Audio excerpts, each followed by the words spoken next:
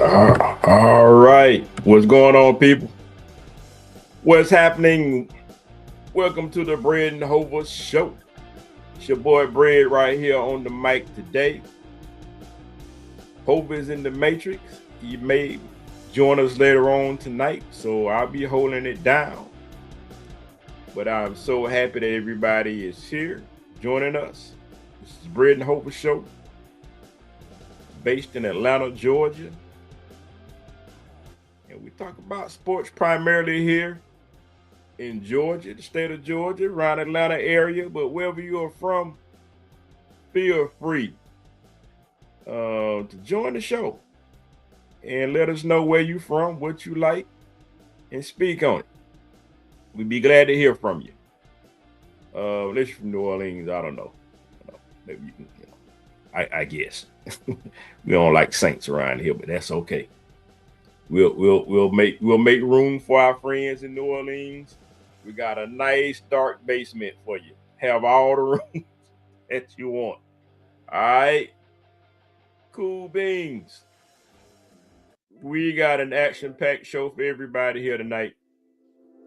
So sit back, relax, and we got you. But before we get started, I want to give a couple of shout outs.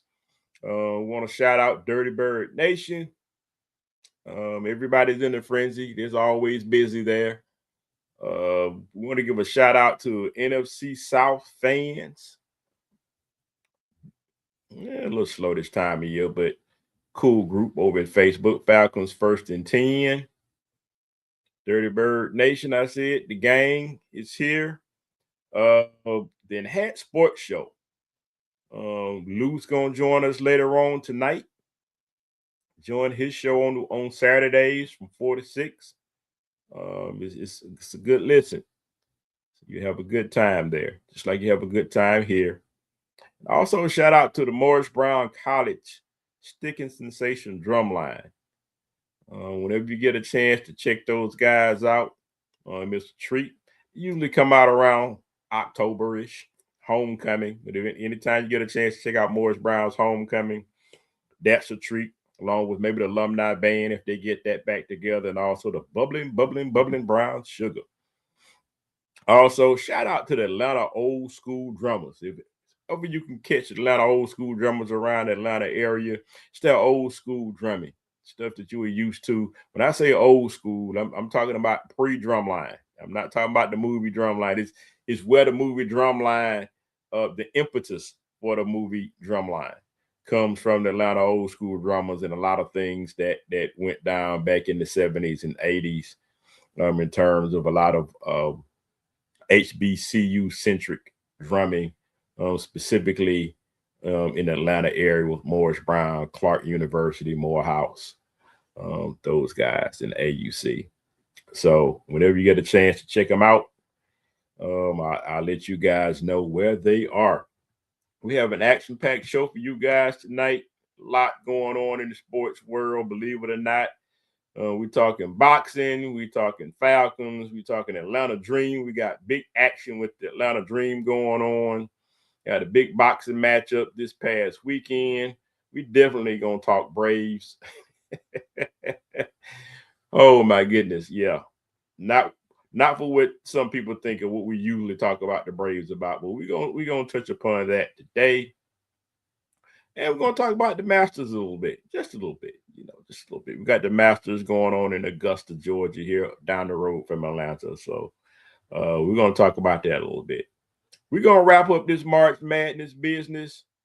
We had a championship early, 2 championships earlier this week. So we want to talk about that and a little controversy in the Final Four on the women's side. That she's been sleeping on a rock. You heard about that. We definitely want to talk about it, speak on that.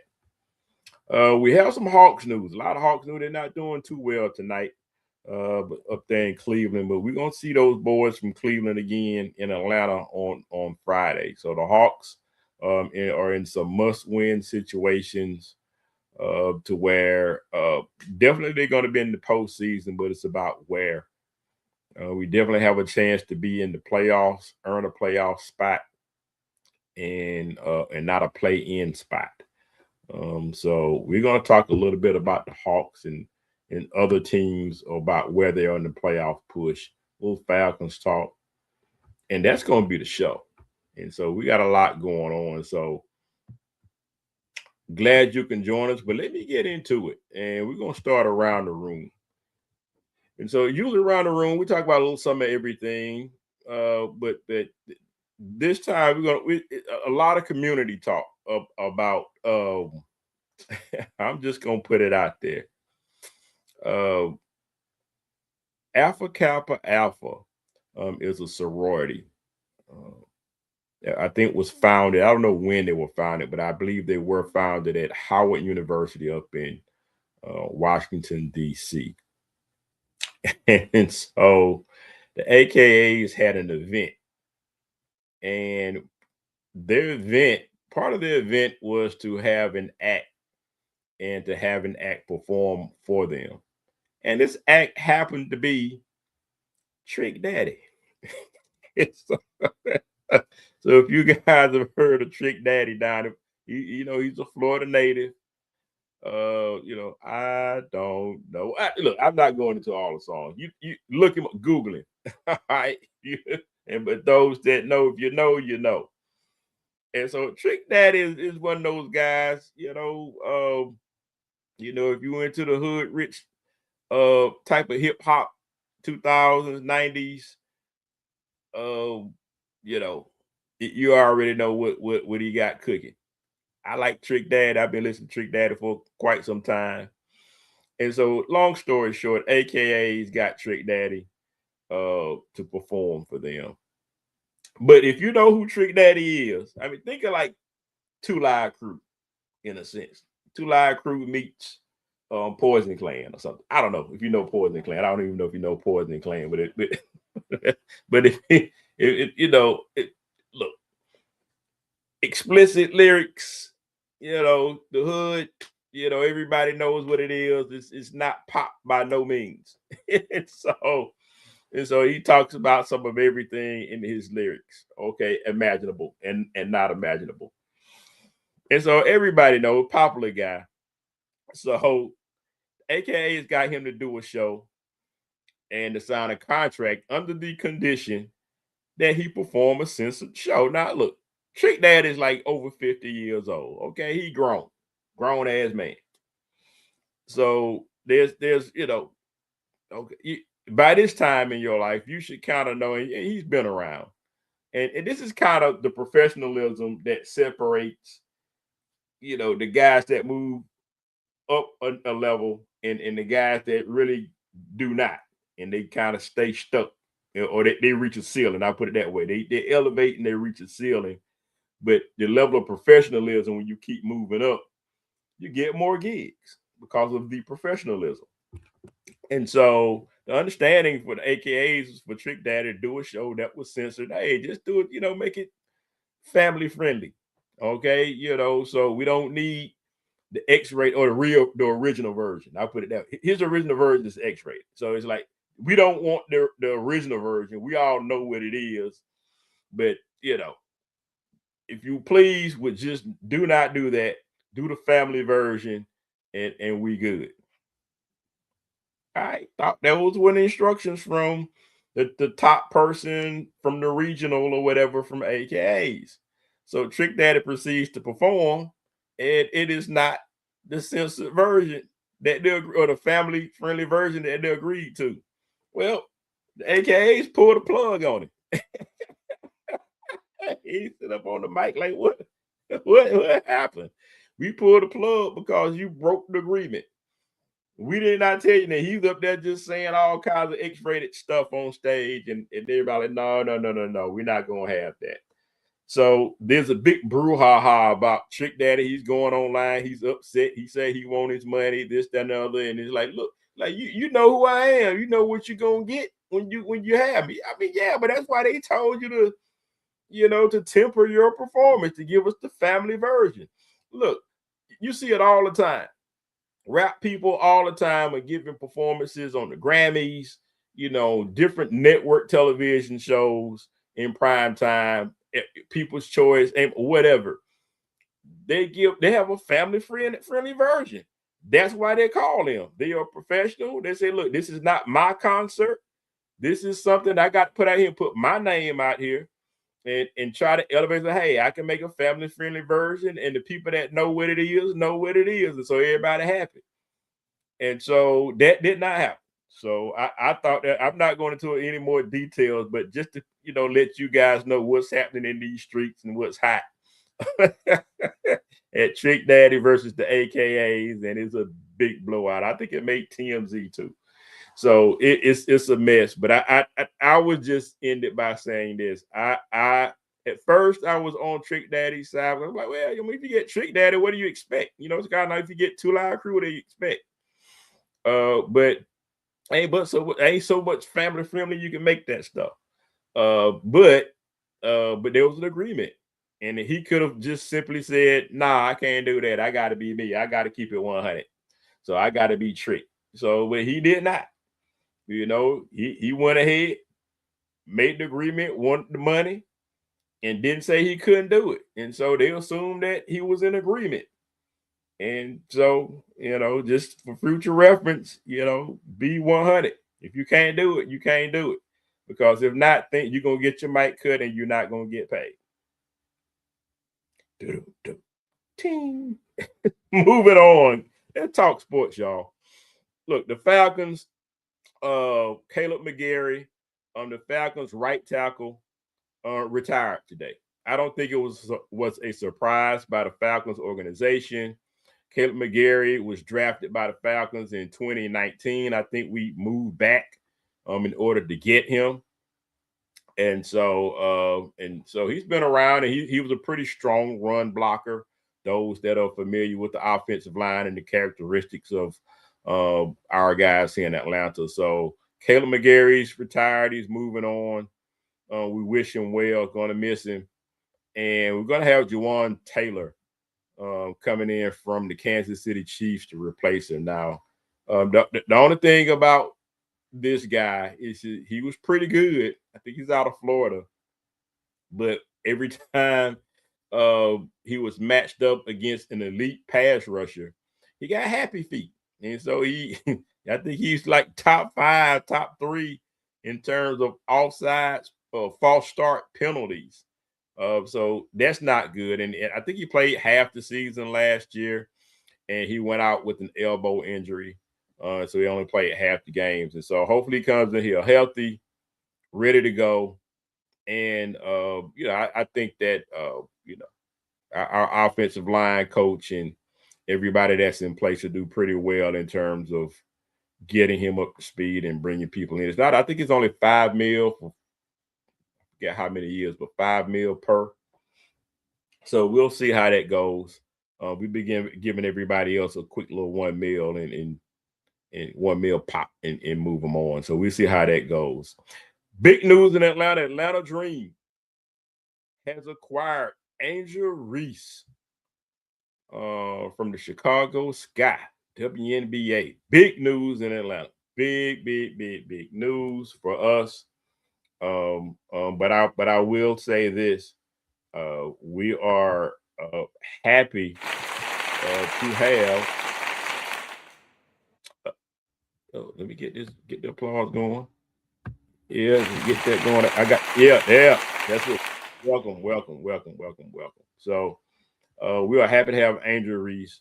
Always been a fan of hers. I know that there's been a thing with her and Caitlin Clark, all going all the way back to college. But I like both of them. I think both of them got a different game, but a good game. But she wanted out of Chicago. So I don't think it was a real big surprise in terms of, her wanting to leave. It was just a matter of where was she going. She didn't believe that Chicago was dedicated to building a winner. She wants to win. Most of your top athletes, they want to win.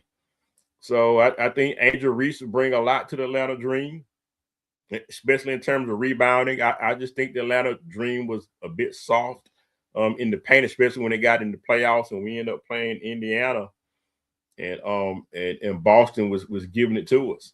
And so we really, could have used that rebounding to help us out tremendously, which we did not have. So she will help. I think she is the WNBA's top rebounder. She's good at getting those putbacks and bunnies back, putbacks. And I know that sometimes people kind of, like, hey, she rebound queen, and try to malign her for that. But look, be a Dennis Rodman. Dennis Rodman's got championships. If that role of rebounds wins championships for you, then by all means, most teams wish they had it, and they do not. So welcome to Atlanta. Right now, she's getting the new nickname of the ATL Barbie. And Atlanta is happy. Tickets are up. I mean, we already had to extend the venues in Atlanta. They will play at College Park, which holds a couple of thousand people. Now they'll be playing at State Farm Arena where the Hawks play. So there's about 5 or 6 games that were slated there, which there were only 1 or 2, which was really the Indiana Fever game. Now there are other games that are going to be highlighted there in the arena. And now tickets have gone up a little bit with Angel Reese in town. In addition to that, I think the Atlanta Dream was very, very close to being sold out. So a lot of people are like, well, so what? Big deal. Well, in Atlanta, it's a big deal. She's a good fit. A lot of people from Baltimore have moved down here to Atlanta also. And so people that have followed her from the rooter to the tutor up in Baltimore from high school all the way to college days are going to be real happy to see her. She's going to have a lot of fans here. And Atlanta Dream have fans anyway. The ad with Ryan Howard and Gray and the whole team. It's going to be great. So congratulations to the Atlanta Dream with that big acquisition. Just real quick, Deontay Wilder defeats Derek Chisora. Derek Chisora in a split decision in London. So, Deontay Wilder, he's a little up in age. I mean, for a boxer. Nothing like, I don't know. I need Hova for this discussion. But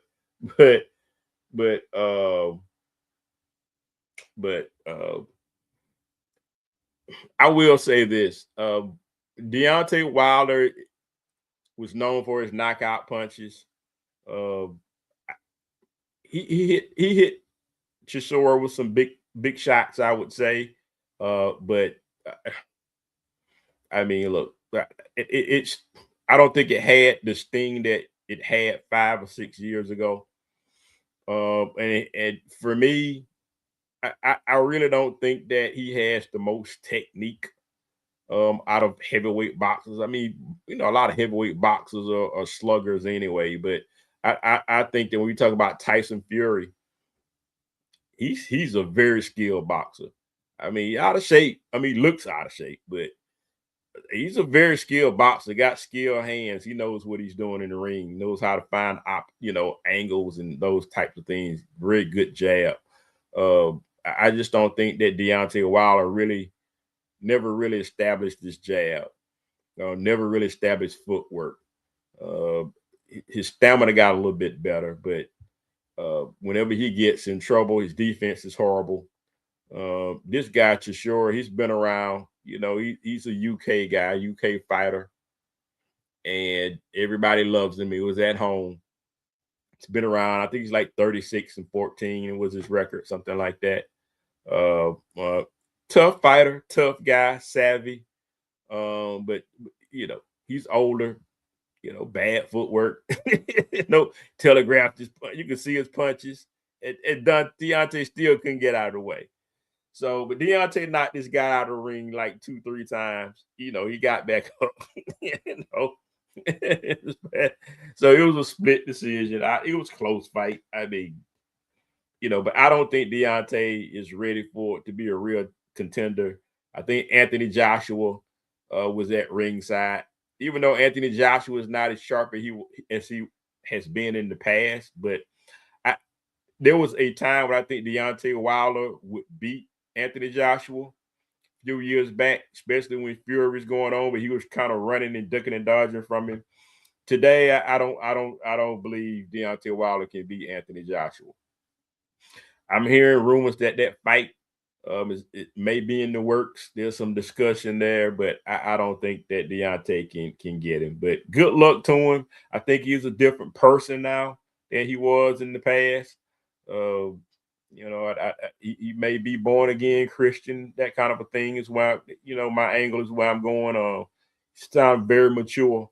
So at least the personal part of him in his life, I think it sounded like he's a little bit more stable. Good luck to him. So with the Braves, man, let me move on to the Braves real quick. And Walt Weiss is in all the memes. Braves are playing against the Angels, and there was a pitch by Lopez, Braves pitcher Lopez, and Soler. Soler is a former Brave, and Soler's kind of getting the best of him early in the game. And you probably seen the highlights, but the pitch came towards Lopez. I mean, Lopez threw the pitch to Soler, and it was high and inside. Nobody likes pitches that are inside, especially if it's high and inside. Like, man, that was almost my jaw. And so the pitcher kind of went behind the plate. The pitcher, Drake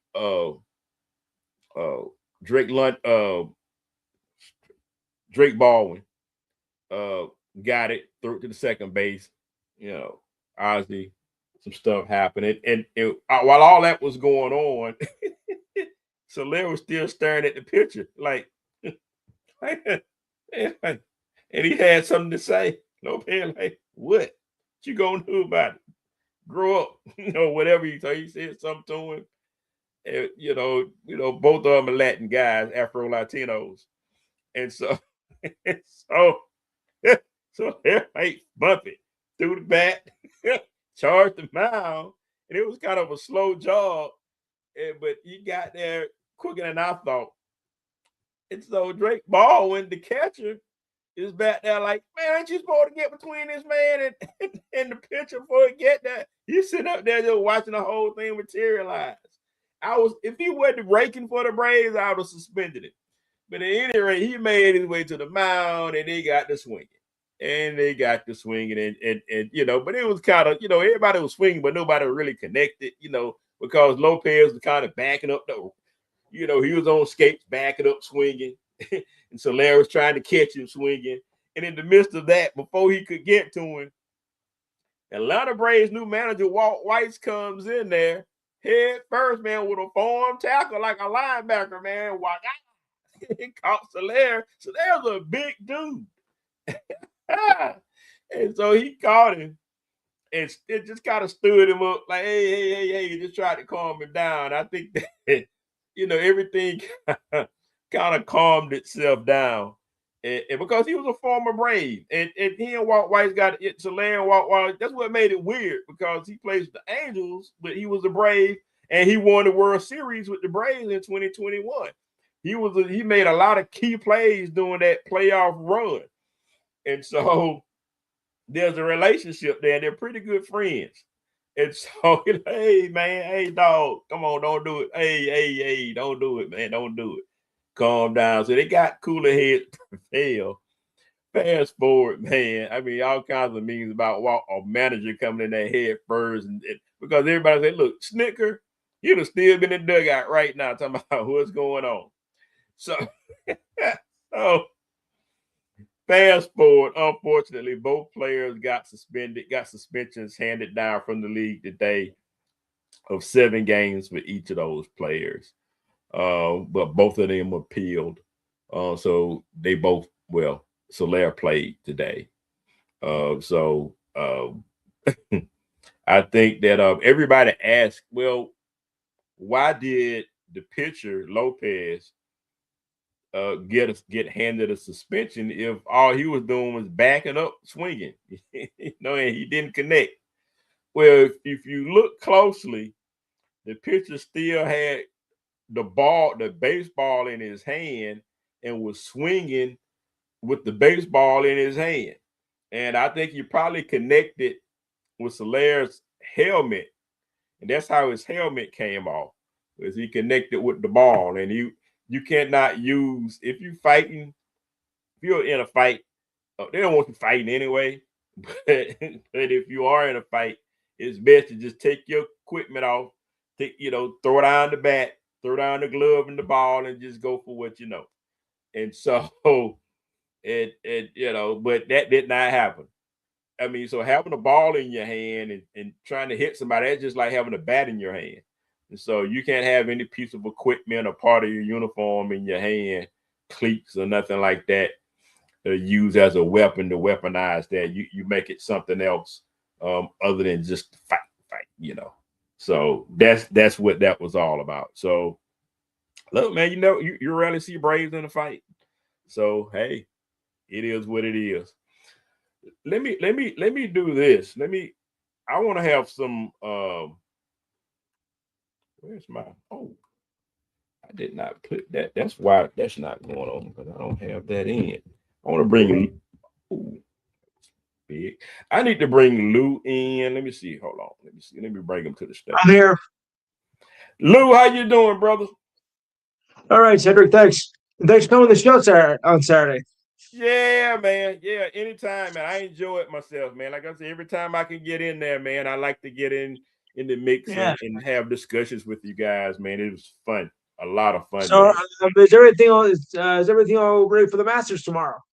That's exactly where I was headed, Lou. I thought so. Yeah, man. We are ready. Everybody's excited about it. Good. Kevin Hart and everybody was here for some shenanigans today. And everybody's having fun and doing stuff.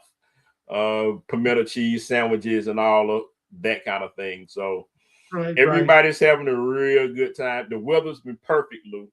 I mean, the pollen's not as bad as it was last week, so people are lucky because of that. It's still bad, but it's not as bad as it was. It's not a pollen storm like it was last week. Last week, you could see the pollen. It's bad. I mean, it's horrible. Oh, man, the greens are just beautiful. It's immaculate. The weather's been great. I'm sure they are. Had a little rain on Sunday, which was perfect. Just enough rain to keep the grass going and all the vegetation nice and pretty. And so everybody in the news outlets are talking about it. So we're ready. We're ready to go. We're excited. I'm going to be tuned in as much as possible to it, man, because actually, Lou, I'm retired now. And so I can actually catch this stuff on time. So, so I'll try to catch, and all the local radio outlets are in Augusta, obviously, like right now. Well, all week really, but right now at all the local restaurants and bars and all that kind of stuff. So everybody's there to kind of be there for it, man. So look, man, this is the big question. I'm gonna cut to the chase. Who you think's gonna win, or who you going for? I jotted down a couple of names, Lou, and you could use these or anyone that you want. But there's a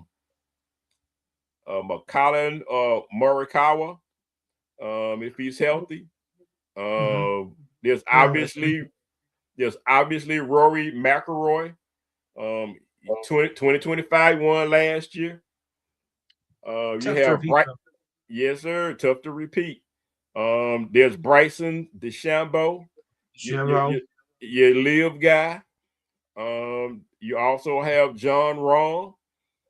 He's always in the mix. So you got to put him in there. And obviously you have Scotty Scheffler. And so out of those names, you taking Scheffler? I'll take it. McCallum, you said he's healthy, but that could be a problem too if he's not 100%. I don't see how that'll help. So you gotta factor that in. Yeah. Like I say, it's tough to repeat. So I don't see McIlroy winning a second straight time in a row. I mean, Get back has had a great year last year and everything. I think it's gonna be a little bit tough to repeat. So process elimination, I have mine. Yeah. And out of all of these, it's either these or the field. And it's always somebody that's in the field that's kind of been around there that may get it. So I'm going with you, Lou. That was going to be my pick anyway. Scheffler won in 2024 and 2022, I think. And so he's been good on these even years. And so 3 is the charm. So I think that I think either he wins or he's in top 3. And so I think Scheffler, I'll be pulling for Scheffler through this, man. I think a lot of people's going to be pulling for Scheffler. Hopefully this thing can stay out of trouble. Yeah. This is true. It's kind of weird, Lou. This is the first time in a long time that we have not talked about either Tiger or Phil Mickelson at the Masters. One or the other. First time since 1984, either one of them won't play. Exactly. Well, one is due to unfortunate circumstances, and one is due to just being an allowed jerk. Pretty much. You hit the nail on the head. I got to start with Mickelson, what he's going through, and we're thoughts and prayers with him. But for Woods, there's no excuse for him being a total moron. Even though you look at your cell phone while you're driving. What are you? You are an idiot. In addition to that, he was under some type of substance, whether it be medication or non-medicated. He was under substance in addition to being on the phone. All that was bad. Nothing has been the same since his divorce. Have you noticed that? Nothing has been the same since he got divorced. Yep. Agreed. How long ago was that? That was years ago, man. That was some time ago. I don't get it. I mean, it was 100 years ago, and he still can't recover from it. Yeah. But I hope, Lou, that at this point he gets the help that he needs. I mean, to say, but what does it say about his mental state, though? That's the thing. It's not good. That's why he needs the help. That's why he needs the help. And this is the first time that he, before is, he just kind of brush it over because it's Tiger. It's Tiger, he'd be all right, but and he keeps it moving. He didn't say I don't need help, but he didn't say anything. He keeps it moving too. This is the first time that I've heard that, he's gonna go and get some help. And so I hope he does. And that's the number one thing. Whether he plays golf ever again, as a human being, and for his kids, man. For his kids, man, you want to, ain't no telling what's going on with the relationship between him and his kids, and with him being on whatever he's not the young phenom he once was, Well, yeah, that's true. I mean, he's 50 years old. That's younger than I am. Yeah, you and me both, Luke. You and me both, man. Oh, Hover. Yo. He made it. Hey, what's up, Lou? He made out of the metrics after all. Yeah, he took the yeah, what's the Twilight Zone? I forget. Wait, is it the Matrix or the Twilight Zone? I keep forgetting. Hey, man, I just want to add my points on the Tiger thing, though. I Go think. ahead. Yeah, but I agree with both of you. I think Lou said it best. He hadn't been the same, since his divorce. I did read something about, at one point in time, man. I mean, he was hanging out with Charles Barkley, Michael Jordan. I mean, he was kind of out there. You know what I'm saying? Well, look, if you hang on with Barkley, your mind's not right anyway. So there's strike one against you. That's big baller, man. That's big baller shot caller. Yeah. So you gotta, everybody can't hang with those guys. That's your first mistake. That's like hanging with Snoop. That's like hanging with Snoop Dogg. You kidding me? Yeah, man. So he just, like you said, man. I think the big issue of all of it is those painkillers. Yeah. And when you're on those special pain, and because Michael Jackson died because of that stuff. Okay. Well, Prince did too. Prince did. He related. Yeah. And so the thing about that is when you have doctors and your own physicians, you paying them a lot of money, and whether it kills you or not, if you have the wrong type of doctor, which Michael Jackson had, the worst, then they get your stuff where it's, whether it's FCC or not FCC, but whether it's medically approved by the association or not, they're going to get that stuff, whether it's experimental or not. Steroid is steroid, though. I mean, yeah, in the short term, yeah.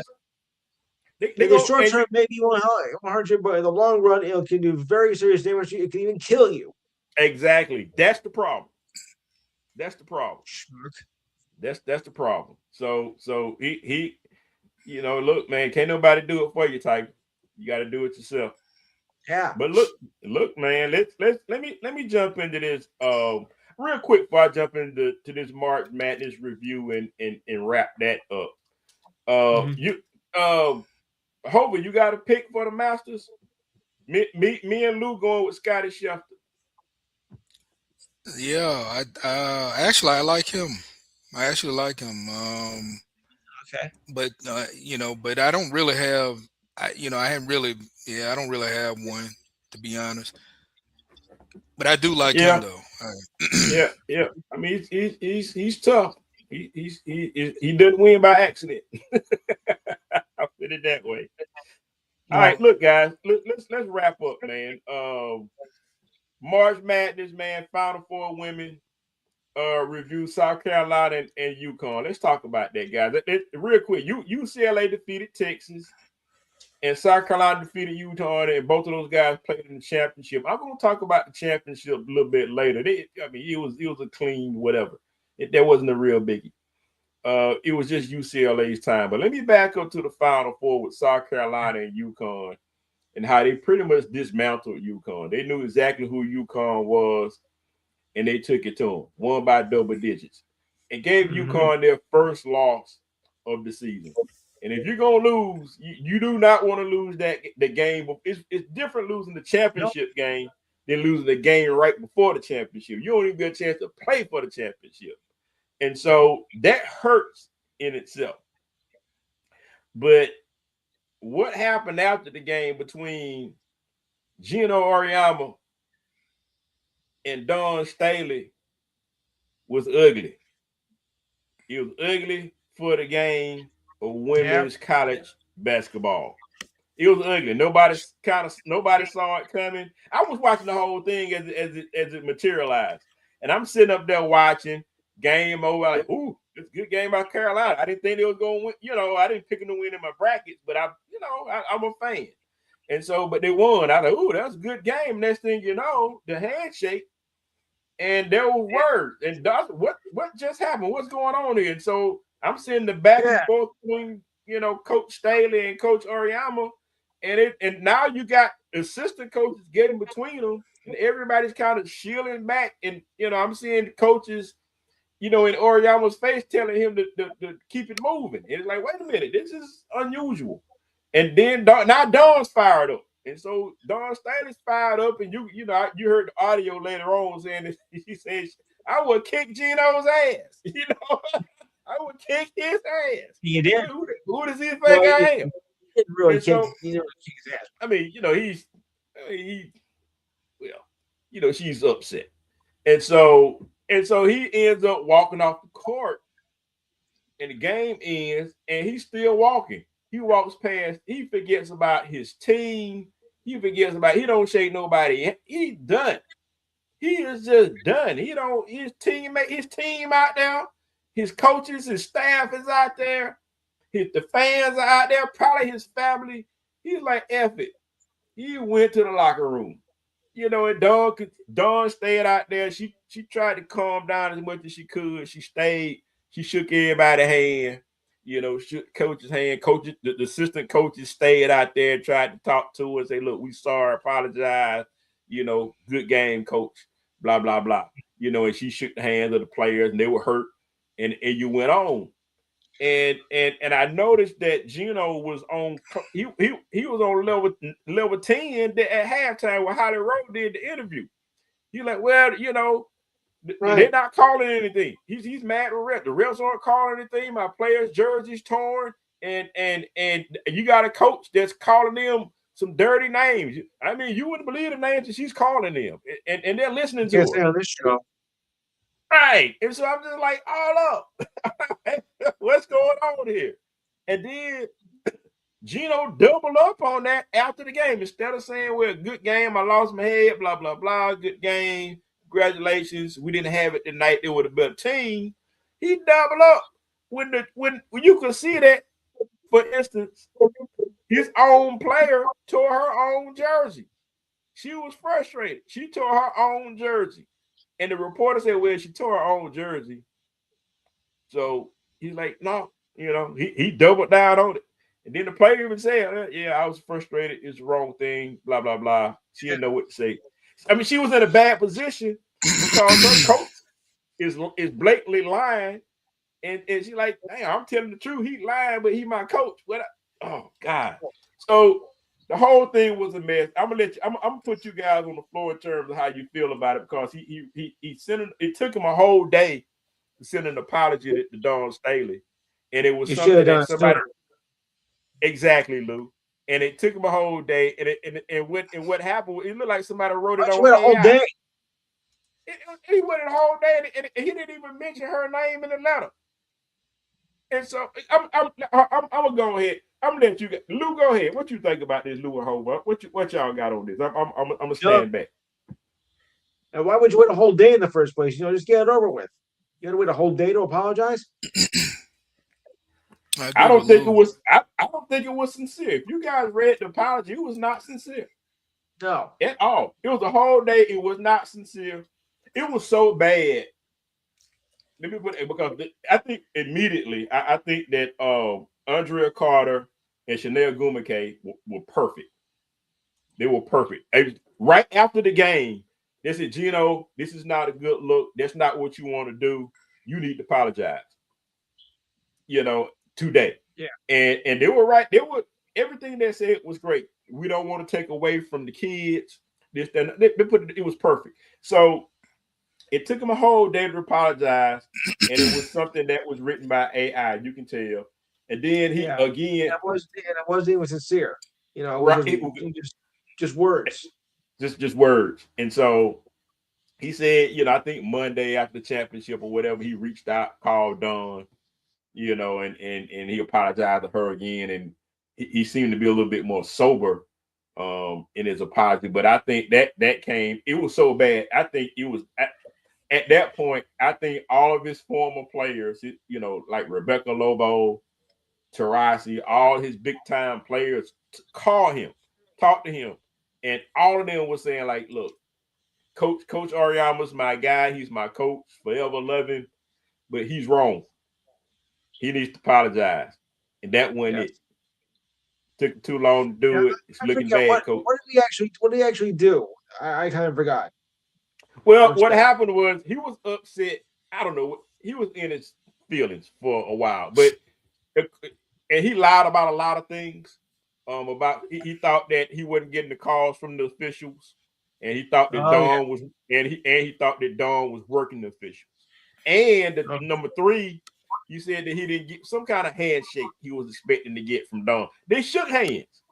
But it wasn't when the game started, she shook hands with him and his staff and his team. And for some reason, there was another handshake, I don't know, that he was expecting from her. He said, I waited 3 minutes and she didn't show up for another handshake. And Dawn, like, I didn't know I was supposed to do that. I mean, I don't normally do that. So I don't know, where did you get? I'm sorry if that's, but I didn't know. But it seems like a lot of these things were fabricated from Geno. And there's some other it was just fabricated. I'll say one thing. I didn't expect that to happen. I mean, I know UCLA is a good team, but South Carolina was, the powerhouse this year. I was expecting a blowout. We got it, but we just got it in reverse. I was thinking South Carolina was going to blow UCLA right out of the water. Yeah. Well, I mean, because UCLA, dominant with the men's side, but was never really that dominant with the women's. I was shocked it was their first time in the women's bracket. So they never did stack up to it where the men were. Yeah. But they fooled everybody this year, and they even fooled me, because I was thinking South Carolina all the way. That's a dynamo team for the women. I'm like, okay, are we in Bizarro World or something? I mean, this doesn't sound right. Right. Yeah. Yeah. I thought I was Yeah. in I the Matrix. mean, Oh, no, I I was in the agree. Matrix when I saw the score. I thought I was in the Matrix. But yeah, I think Wow. Geno didn't, he just didn't want to apologize. Lou said it best. I think he should have did it earlier. The only reason why he did it was he had former players that played for him speaking up on it, and he I figured, mean, this doesn't sound like a he Geno. I mean, I know for 30 it years. was a yeah, it was a PR move to Yeah. protect Geno's brand and whatever else he got on the table. The That's all it school was, too, Greg. because Well, I think I'm just saying yeah. all that falls under that umbrella. That's what he I was mean, Mhm. it goes protecting. with his legacy and all he's done, and then he pulls this stunt. Right.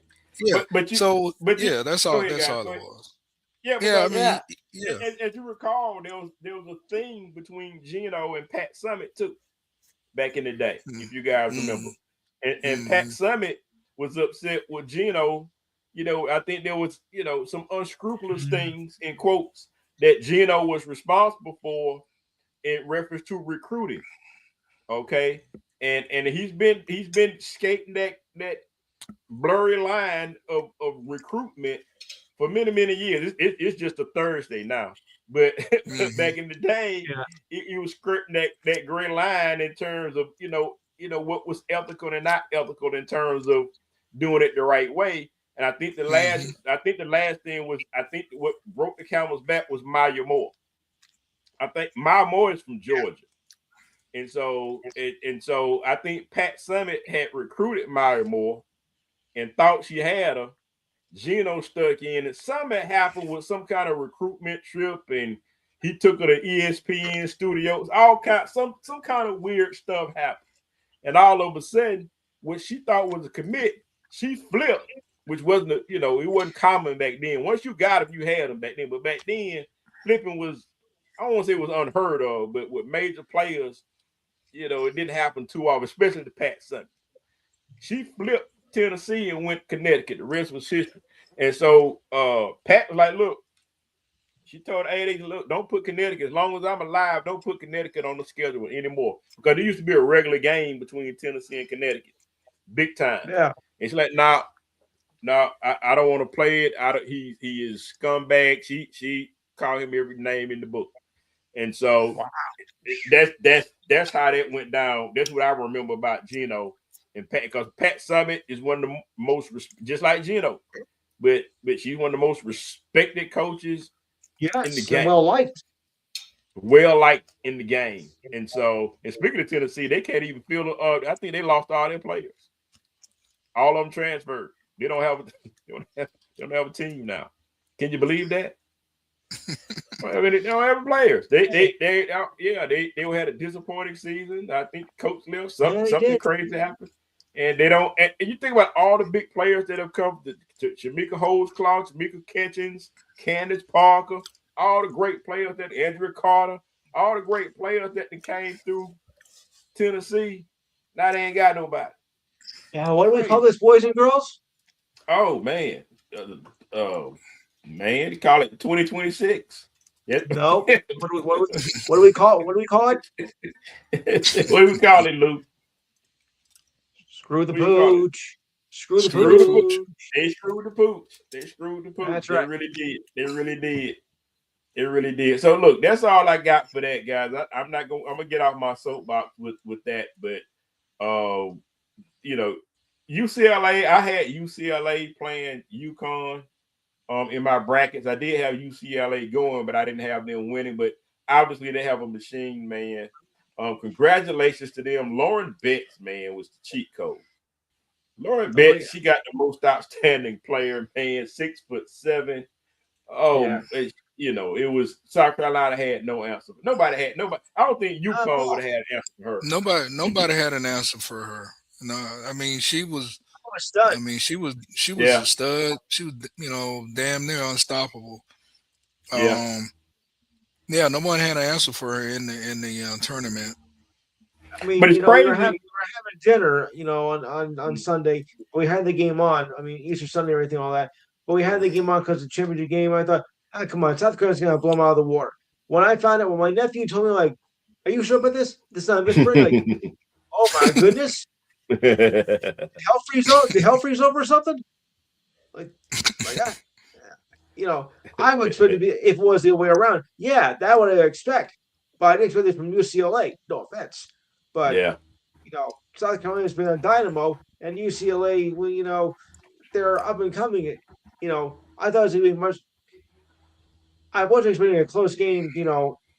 Especially if it was going to be by South Carolina. But who would have thought that UCLA was going to blow them out? Yep. But usually I didn't expect that at all.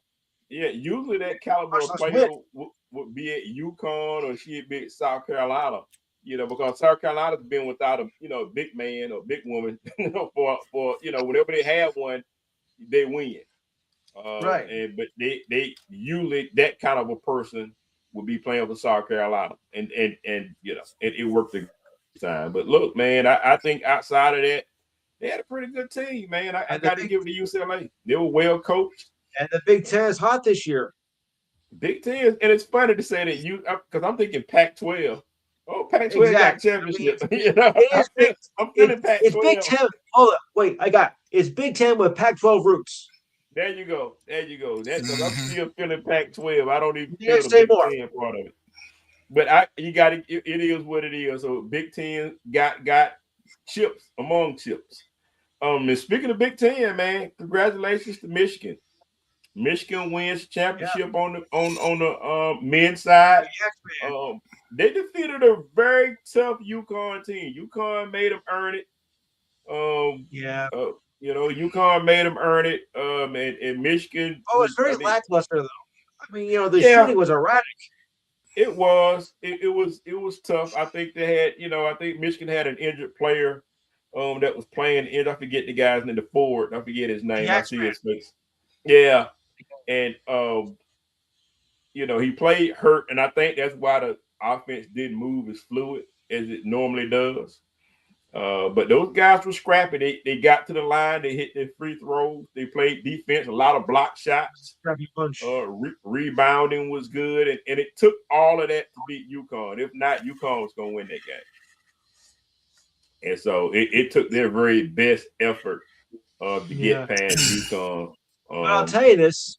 It wasn't until us for Jersey because we had 2 players from Jersey on the Michigan team. Really? Yeah. Yeah, they Jersey roots. There you go. Y'all got a piece of that chip, man. Something to be proud of. And you got it, and you have and so going back to Big Ten, I mean, Michigan won the football championship a couple of years ago. Yes. Then Ohio State after that, and Indiana after that, and you turn around and you got basketball championships for the men and women. And so, if you're Big Ten, you got a lot to brag about, and everybody else is just, it's just got to bend the knee. Until you win, bend the knee until you win something. Win something, then you can talk again. So congratulations to the Michigan, man, and Big Ten's on top right now. So everybody else got to catch up. So look, guys, real quick, man. Got a little time. Yeah, we got a little time. Real quick, guys. This is the last week of regular season NBA. As Hawks fans, we keeping up the Hawks. They've lost 2 straight after having a streak. That's not good for us. We're currently like number 5. Probably depends on what happens to Toronto. We may or may not be number 5 or 6. All we need is one game. We got to win one game out of the next 2 to secure a playoff spot. I don't know. We lost to the Knicks at home the other day. It was a playoff atmosphere. Hey, it was a playoff atmosphere down here, man. And they were just bigger. They played a little bit more physical than the Hawks did in the paint. And they stayed and Brunson. What's your point guard's name? Brunson. What's the guy's name? Jalen Brunson. Is it Brunson? Yeah, Brunson. Jalen Brunson. Yeah. Yeah, so he had some heroic moments down the stretch. That the like his Hawks dad. what was not made, were not ready for. So they win the game. So the Hawks are going to be struck for right now. You got the Pistons at number 1, Celtics number 2, Knicks number 3. Cavs got the 4th spot, Hawks at 5 for right now, 5 or 6. I think the 76ers are number 6. 7 through 10, you got the Raptors, Hornets, Magic, and Heat, but that may change in the next couple of days. I'll be score checking. On the Western Conference side, you got the Thunder, the Spurs. Spurs look real good, but I think Wemby went out with an elbow injury. The Lakers, they are hurt. They're number 3, but I don't know how they're going to make it to the playoffs with everybody hurt and LeBron on crutches. LeBron been an old man. Nuggets, Rockets, Timberwolves. 7 through 10, to round out 7 through 10, the play-in games is the Suns, the Clippers, Blazers, and the Warriors are trying to make it. So let me go back to the Hawks. Hova. Who's the go-to player for the Hawks? Because I think that was the biggest problem with the Hawks and the Knicks. Because the game was tough, was tight, and the last shot was made by McCollum. And it appeared that the ball went in. It was a half-court 3-point shot, and it looked like they were going into overtime. And it found out that his fingertips or fingernail was on the ball, and they're like, it wasn't quite out of his hands. So the problem down the stretch, like the last minute or two, when the Knicks went to Jalen Brunson, the Hawks didn't have that go-to player. Because when Jalen Johnson had the ball, he was passing it. He looked like he didn't want no parts of it. So who's the go-to player for the Hawks? So I think you got to go with a veteran, man. I think you got to go with McCollum. Yeah. DJ? Yeah, I think you got to go with a veteran. He's been there and done that. Yeah. He's been around the block. So I think you got to go with your veteran. Yeah. If he doesn't take it, Jalen Johnson got to take it. But I don't know. I don't know how consistent. I would say what's the other guy, Walker, maybe. But yeah, Nikhil Alexander. But you need, whoever takes it at the end, got to be your best shooter. I know Jalen is, but I think you got to go with the old vet, man. That's just my opinion. I think you got to go with the old vet. Yeah, what say you, Lou? Would you go with the vet, or would you go with the Jalen Johnson? I go with a veteran player. Yeah, so that would be C.J. McCollum, man. He took the last shot. Gotta go McCollum. Yeah, and he made it, right? Yeah, he made it. It was just, on his fingertips. And that's not the first time he's kind of done something like that for the Hawks. Hawks need a big man and a big point guard. Somebody that, because at least with Trey would have taken the shot, and that he was the ball handler at the end of the game. And you can't say that about him. Hawks just don't have that guy yet. So we'll see if they draft one and pick one up in free agency in the off season. But we have to finish out this season. So real quick, Lou, what are your thoughts about the Knicks, man? They're going to keep that number 3 spot, or everybody, you guys confident about going to keep their three spot? They try to get number 2 all season, of course. But of course, now with Boston back in full swing, the Pistons, just dominating. I don't see them dropping for. I think they're locking for the 3 seed. Yeah. So who you play in the first round, that could be a problem. Yeah, if it's Indiana, we're stuck. No, it's not Indiana. So thank God. You're good. So I mean, good. you could. I mean, right now you could play either the 76ers or the Raptors or the Hawks. Well, one of those 3 things. I think I'll take my chances with the Raptors. I think the Hawks are a bit tougher than what most people think. I mean, that does kind of work. So I think I'll take my chances with the Raptors. I agree with you on that, Lou. Hawks are a scary team.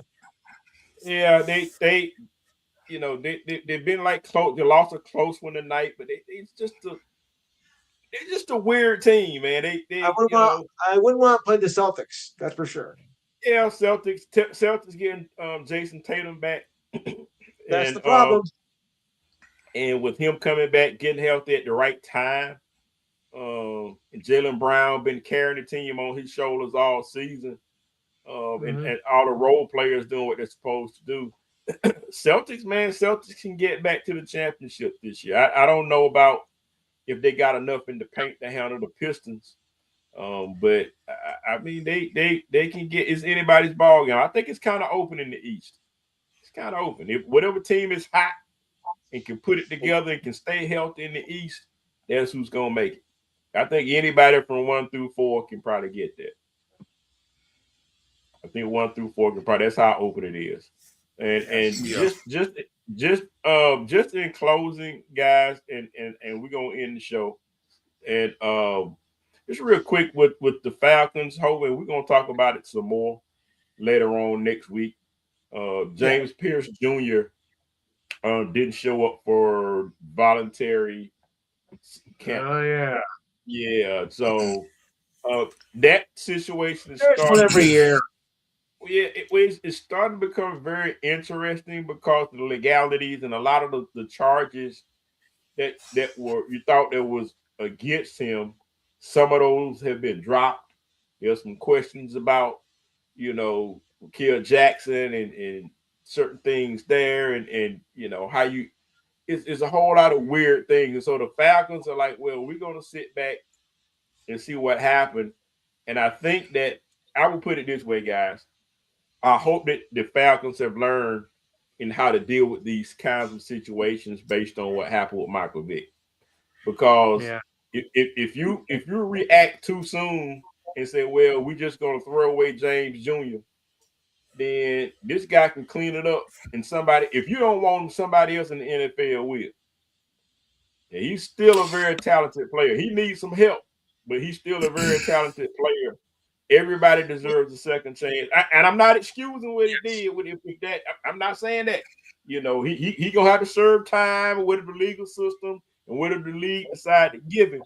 But once time has been served, then if he's eligible to play, Falcons need to, because you're already taking money because the NFL conduct policy, you're already taking money out of his check. But after all this stuff blow over, he still belong to you. I don't know if I would be as hasty to say, let me just go and throw this guy away and I got to rebuild this deep. What say you guys? What say you, Hope? Yeah, I agree. I think you kind of gotta see how everything plays out before you make that decision. I don't think they have to make a hasty decision at the moment. And depending on how everything plays out, then they can, make a determination whether, he doesn't play for the season. Who knows? I don't know. Let's just say he may be suspended for a couple of games or whatever the case, and then he had, then there's a recommendation that he has to get anger management treatment or, something to help him out. Right. I need that for sure. Yeah, and then you just kind of keep it moving. But I agree. I think that's how they should play it out. Yeah. What say you, Luke? I agree with that. You agree. Yeah. I think we all kind of on the same page with that. Nobody's perfect. We all go through things when we growing up and we make mistakes. And he there was a mistake and he got to pay for it. But if he's serious about being a better person, there's help out there for him to get him what he needs if he's open to it and sincere about it. That's me. You do that, then you come on back in and we'll take care of football is secondary. It's tertiary. Take care of yourself. Take care of this legal stuff. Take care of yourself. And then we'll see where we are, but I'm not going to throw them away. That's me. All right, guys. So, Luke, take us home, man. What you got? All right, on Screw the Pooch this week. I mean, at the Enhanced Sports Show, we're going to discuss the Masters, of course. We'll also take care of the men's and women's basketball tournaments, even the NIT. We'll also keep tabs on the final week of the regular seasons of the NHL and NBA. Of course, we'll talk about some MLB and UFC wrestling, and maybe some UFL action as well. Also, your thoughts and comments. This date in sports history, sports trivia, the ridiculous story of the week, and the inspiring story of the week. And so call 512-543-4662 on Saturday, 4 or 6 p.m. That's Eastern time, by the way. Don't forget to like and share the page, and we're on Facebook Live. Yep. Excellent, Lou. Appreciate that, Lou, and I enjoyed the show last week, man. Thanks a lot, Cedric. Yes, sir. All right. Thank you. Call again. All right. Thanks, Lou. And we want to thank everybody for joining the show tonight. Bread and Over Show. That's all we got for you. We see you next week. Same time, same bat channel. That's my line. Until then, speak on it. Speak on it. Good night. Good night.